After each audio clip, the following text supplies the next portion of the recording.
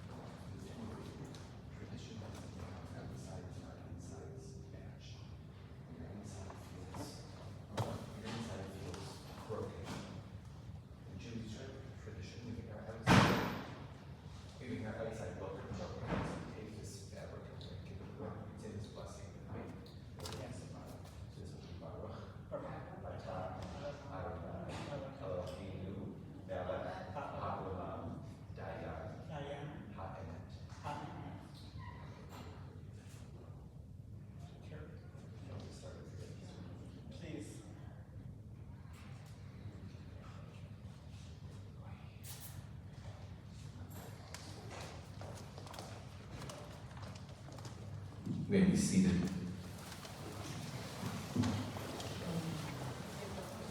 We start with that blessing that Barbara and Stephanie said, Baruch Dayan Ha'emet. Blessed is the true judge. Blessed is the one who saw this world 86 years ago and realized that what we needed was the soul of Richard Seinfeld, Yitzchak Reuven ben Shmuel B'chaya. The world was months into a new international war, still clawing to get out of the Great Depression, a time of deep uncertainty around the globe. Jewish immigrants were just starting to feel at home in their adopted country, and out of that confusion came the silent generation.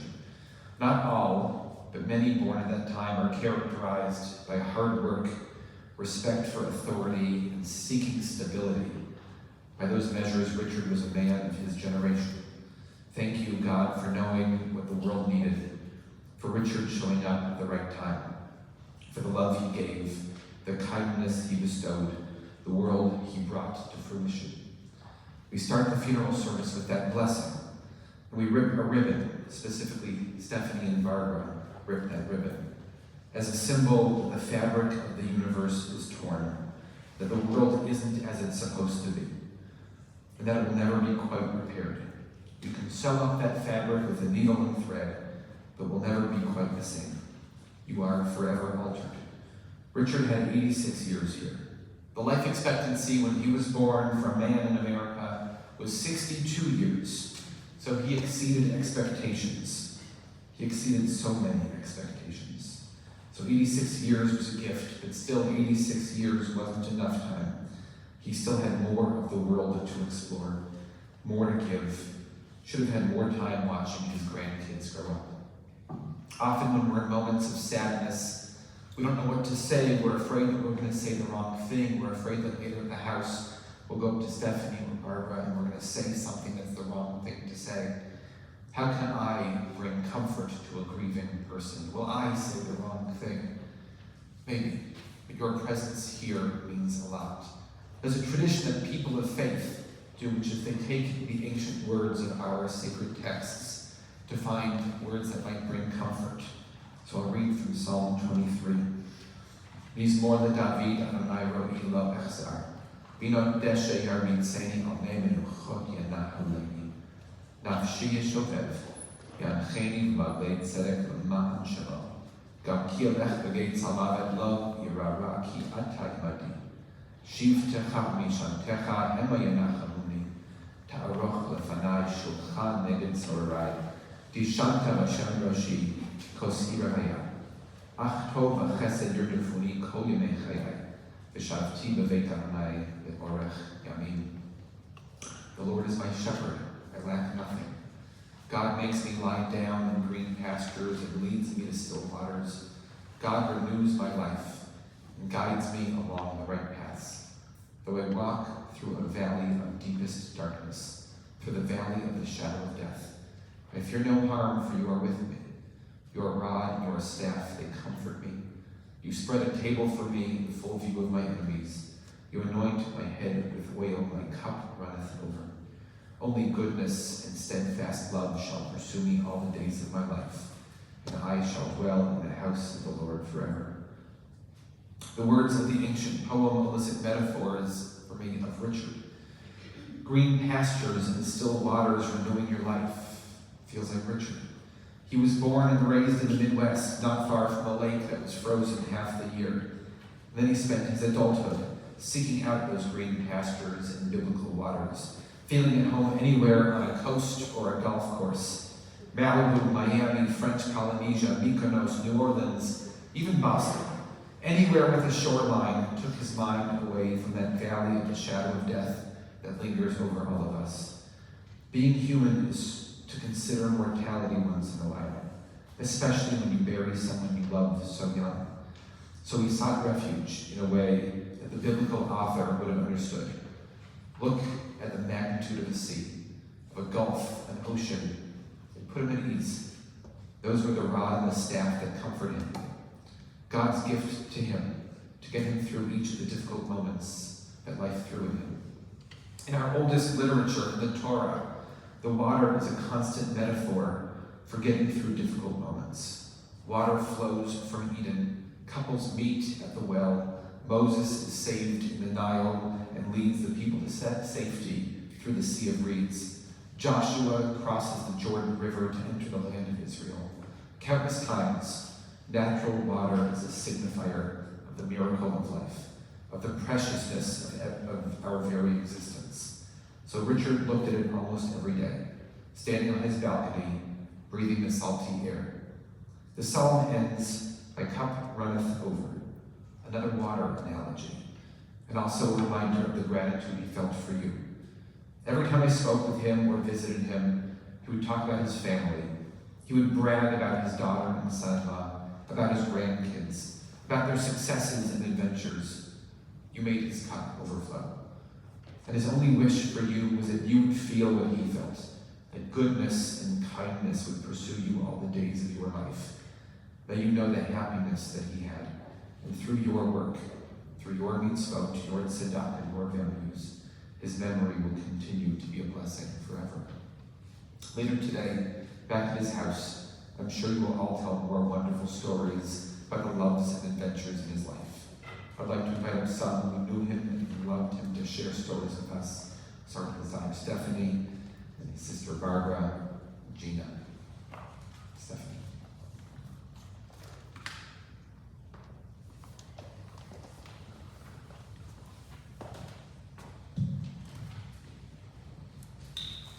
Good morning, everyone. I'm so grateful that you're all here to gather to celebrate a life well lived. I'm honored to share some memories of my father, who was kind, generous, and dynamic. As you know, my mom, Kathy, passed away when I was 3, leaving my dad to raise me. I got the 2-for-1 special, as he was both a mom and a dad to me. I would like to share the life lessons he has imparted on me. The first lesson was to experience the world. He was a world traveler who split his time among homes in Costa Rica, Mykonos, Malibu, New Orleans, and Boston. He made lifelong friends wherever he went and deeply embedded himself in those communities. In his 20s, much to the dismay of his parents, he left his electrical engineering job at TRW and embarked with a coworker on a sailboat trip around French Polynesia. He did this long before French Polynesia was a tourist destination. When he docked in Tahiti, It was undeveloped. The airport had just opened, and the island's largest town had a single bar serving a single brand of beer. Throughout his life, he had an unusual talent for discovering magical locations many years before they became global hotspots. The second lesson was to love and appreciate food, both making it and eating it. He was a great cook. He especially enjoyed cooking with my mom. His favorite meal to make and eat was Thanksgiving dinner, which was modeled after the Minnesota recipes of that my mom made with him. My dad also, as everyone knows, loved Jewish delis and was a regular at Junior's and Brent's in the LA area. He also loved soda shops and would often reminisce about the favorite place growing up in Chicago.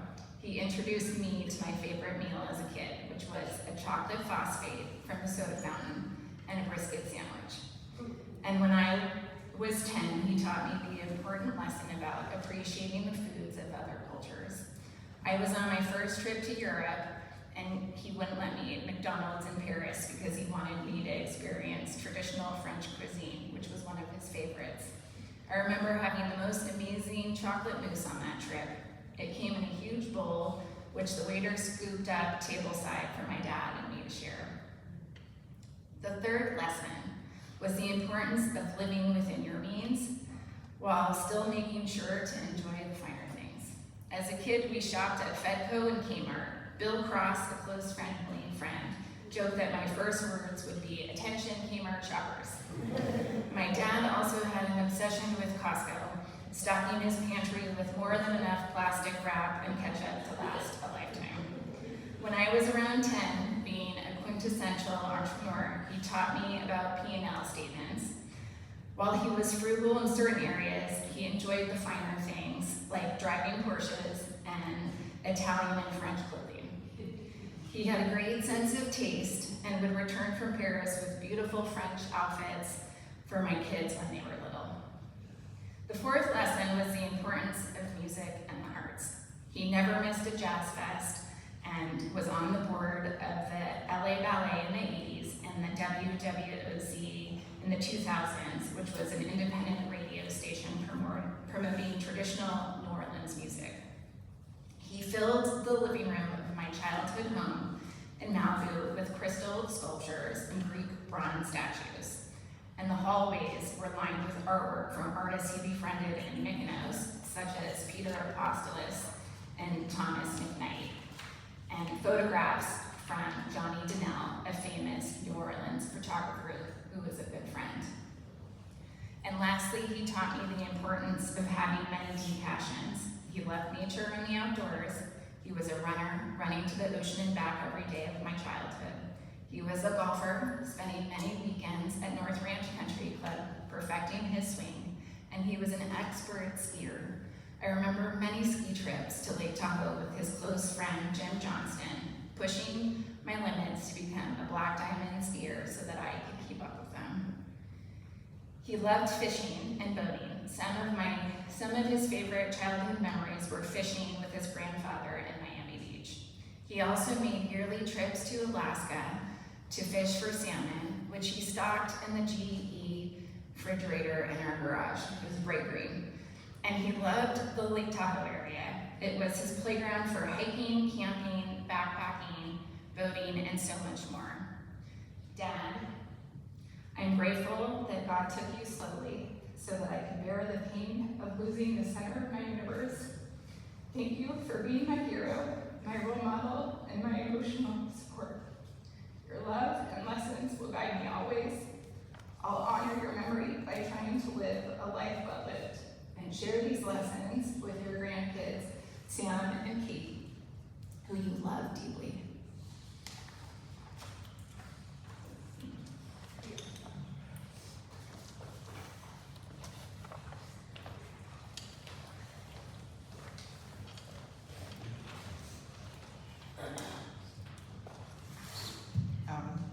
Again, welcome everybody. It's so nice of you to be here today. Thank you. Oh, thank you for being here. To celebrate and remember my brother Richard, or his Hebrew name, Reuven Yitzhak Seinfeld. and to share in the love and memories we all have of him. As his older sister, I have a special privilege today. Out of everyone in this room, I'm the only one who has the honor of knowing him for all 86 years of his remarkable life. Before he was Richard to all of you, he was little Dickie to me. I was blessed to be there from the very beginning. So I'd like to take you back to where it all started, in Chicago. We were fortunate during and after World War II to own a home at 6024 Bernard Street in Chicago. Of course, we had no television, no computers, or cell phones were available at that time. So as kids, we rode our bike, we played baseball and touch football on the street outside with our neighborhood friends until my dad used to call out, "It's 9 o'clock before you know it." And so we had to go in. And in the winter, with freezing snow on the ground, it was an entirely different story. So growing up with Dickie, one thing was clear. Early on, the young man had determination and a taste for all the good things in life. When he was about 4 years old, I remember this very clearly, our mother had hid a bag of marshmallows on the very top shelf of the highest kitchen cabinet to keep them safe, thinking that no one noticed her hiding place. She drastically underestimated Dickie. He scaled those kitchen counters like a professional mountaineer, reached the top shelf, and ate the whole bag of marshmallows, and ending up with a trip to the hospital for his stomach pump. So, I don't know if you knew that. In 1946, when Dickie was 6 years old, my dad took the family to Havana, Cuba, on vacation. We could travel there at that time. And where we stayed at the famous Hotel Nacional. Dickie had been learning some beginner Spanish at Peterson School, so we thought that we had an experienced conversationalist with us to guide the family. As it turned out, his total fluency was pretty much limited to uno, dos, tres. And then there was our Sunday dinners. My dad took the family out to a variety of Chicago restaurants each Sunday afternoon, including this Ho Cow Chinese restaurant, Southern Italian, and American cuisine. And as soon as Dickie learned to read a menu, he went straight for the top tier. He would look at the waiter right in the eye and proudly order the most expensive items available. He looked at the column with the money code, usually steak and lobster tail. And of course, being a slim little boy, my parents consistently had to step in, and modify his lavish orders. And of course, we listened to the radio in the car on traveling to the restaurants when the shadow was on the radio. We didn't have television, we only had radio. Dickie loved that scary broadcast. But as the years went on, that same boy with the big personality showed an even bigger heart. I spoke with our cousin, Arlene Weisberg, who now lives in Dallas, Texas, and shared our loss with her. Arlene recalled an event maybe 65 years ago when she and her husband, Paul, purchased their new townhome in Chicago. She was pregnant with her firstborn child, Lauren, and Richard, who was probably in college at the time, offered to clean all her windows in the new place and did a fantastic job. And her daughter, Lauren, just sent me a message regarding my home in Highland Park, Illinois. It was Passover, so Richard brought baby Stephanie to the Pesach Seder from California. and Lauren remembered how tall and handsome he was, and how much fun she had with all the cousins playing together. So above all, my brother Richard was incredibly generous to me. When I moved from Chicago to Los Angeles in 1977, he invited me to stay at his Malibu home until I found an apartment and a job. And he did that many times. Throughout my entire adult life, he was always there to bail me out and lend a helping hand whenever I needed him. He truly was my rock and an awesome, supportive brother. Looking back over 86 years, he brought so much energy, laughter, strength, and comfort, and steadfast love into my life.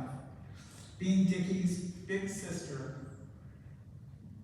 was one of the greatest privileges I will ever have, and I'm going to miss him beyond any expression of words. I am so grateful that he was in my life. As we say our goodbyes, let's hold on to the warmth, the laughter, and the wonderful memories which Richard gave us. He will always be missed, but he will live on in my heart forever. May his memory be a blessing.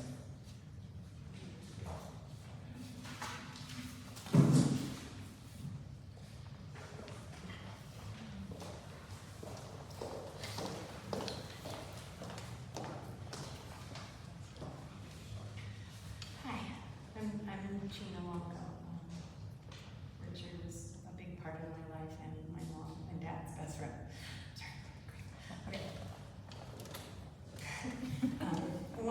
When I was thinking about what I wanted to say today, I realized that Richard was so much more than my best friend's dad. He was my parents' dear friend. He became my friend over the years, and he became a part of our family.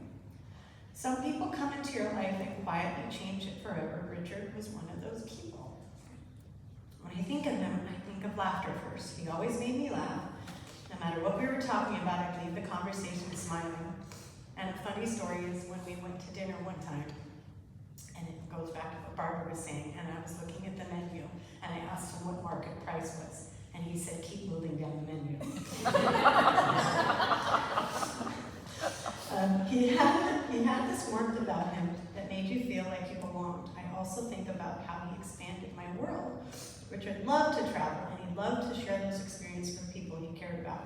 Because of him, my family traveled to Greece and Italy. He introduced us to New Orleans, where I saw my first blues festival. He didn't just show us new places, he showed us new ways of looking at the world. He sparked a curiosity in me that had stayed with me since forever. Richard also loved food, and anyone who knows my family knows how important sharing a meal is to us. Some of my favorite memories are sitting around the table, eating and laughing with Stephanie and Richard and my family, telling stories and just enjoying each other's company. As I grew older, Richard never stopped checking in on me. He didn't have to, but he did. He would never forget to wish me Happy Mother's Day. Those moments meant so much because it showed the kind of man he was. He paid attention, he cared, and he made people feel important. I feel incredibly lucky to have Richard in my family's lives.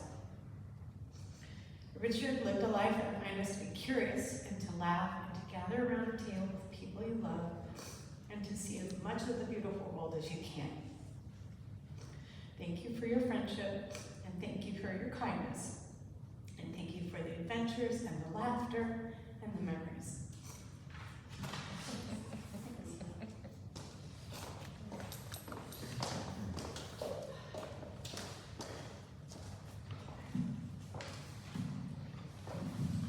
Thank you all. Richard was born to Charlotte and Samuel on Chicago's north side. As you heard, Barbara and Richard remember an idyllic childhood. Charlotte had immigrated from Missouri. Her family already settled into America. And Samuel came from a family of roaming peddlers in the Carpathian Mountains, moving to Illinois around 1912, when Samuel was only a kid. I can only imagine what they were escaping and the life they dreamed of for their children. Even though Samuel was native in Yiddish and German, he wouldn't speak those at home, so his kids would grow up speaking only English. He wanted them to fit in, to be part of America, part of the land with streets paved with gold. Samuel worked multiple jobs, driving cabs and doing dirty work in a butcher shop that no one else would do, so that he could afford to go to medical school. He ended up becoming an OBGYN, helping fulfill the first step in achieving the American dream. Richard was often sick as a kid, not just from marshmallows, but from other illnesses as well. And Charlotte did what any mom, any loving parent would do, taking care of him, doting on his every need, perhaps even coddling him. I'm sure he appreciated that attention, but maybe it also helped encourage him to get outside and play as much as possible once he was healthy. Richard went to Lane Tech High School, an elite all-boys school that currently boasts having more PhDs among their alumni than any other high school in America. He matriculated and moved to Indiana for Purdue's electrical engineering program and found a job in Los Angeles.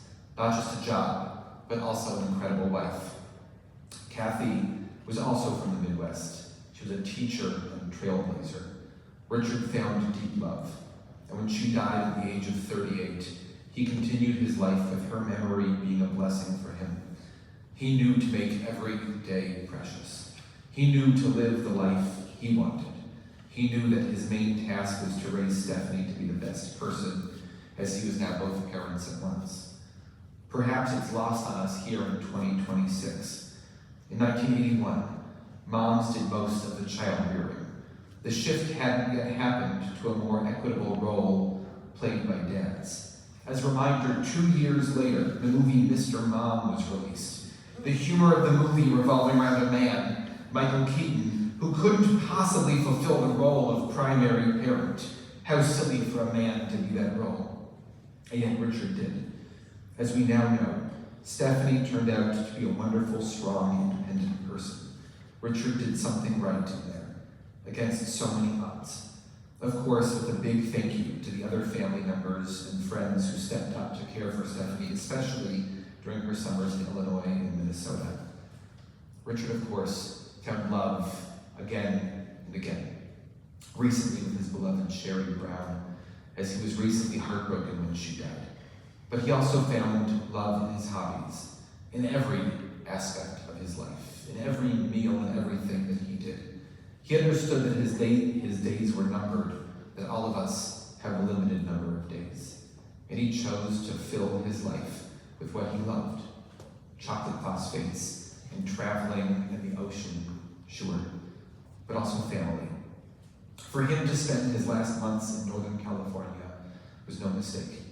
As much as he traveled and saw the far reaches of the world, as much as he succeeded in business and lived well, as much as he golfed and ran and boated and fished, as much as he enjoyed jazz music, his heart was with you.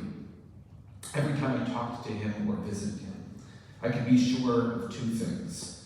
One, that the TV would be on in every single room playing the 24-hour news cycle. And 2, I could be sure that he would brag about his amazing family. We think of a man like him having a life in all that he has achieved and amassed. But he knew that you were his true riches, which also means that his legacy is not yet over. His biography continues through you bringing his blessings into the world. Jewishly, through you doing mitzvot, good deeds, giving tzedakah, maybe buying a drink for the person behind you at Blue Bottle Cafe. And out in the world, every time you sit by the ocean and take in the vastness of this planet, every time you eat good deli food, every time you hear jazz music, his soul is with you. His legacy continues through you. But you take that seriously and live a life worthy of Richard's blessings. If you're able, I invite you to rise to say a memorial prayer. El Malay Rachamim, Shochen Paromim, Hamitzemenu Chanechodat Al Kanfei Hashkina, V'malot Kodoshim Utorim Zohar Rakia Mazhirim, את נשמת ראובן יצחק בן שמואל וחיה, שלח לעולמו, בעבור התנדבות צדקה, בעד הזכרת נשמתו בגן עדן מנחתו. לכן בעל הרחמים, יסתירהו בסתר כנפיו לעולמים, ויצרור בצרור החיים את נשמתו. אדוני הוא נחלתו, ינוח על משכבו, ונאמר אמן. God, source of compassion, who often feels so distant, find the soul of our beloved Richard Ira Seinfeld, and bring him comfort after this difficult journey his body has been on.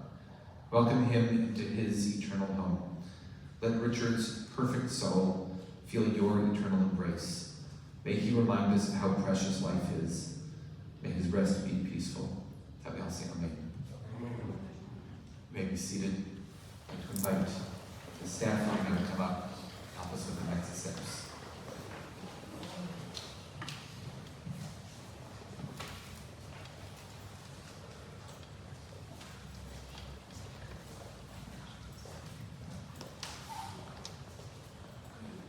Ladies and gentlemen, this concludes our chapel service. We're going to be going over to the grave.